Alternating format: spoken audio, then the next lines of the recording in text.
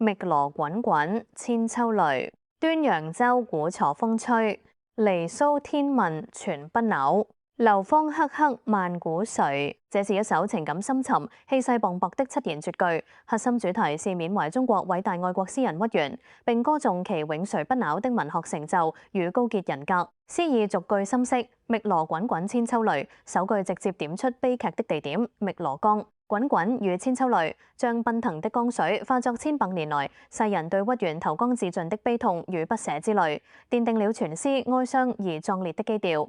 端陽舟鼓鋤風吹，次句轉入民族景觀。時至端午節，江面上賽龍舟的舟鼓震天，夾雜住濃烈的楚風，楚地文化與悲壯古風，展現了後世經久不衰的紀念儀式。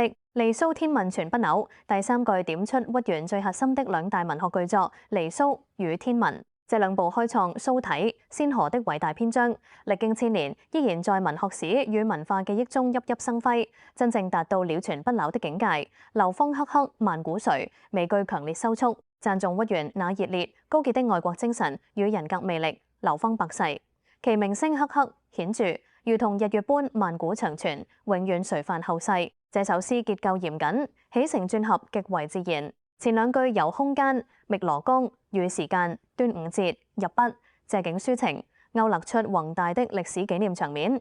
後兩句由文經典作品及人高潔人格升華，將屈原的生命悲劇轉化為永恆的文化圖騰，讀來令人動容。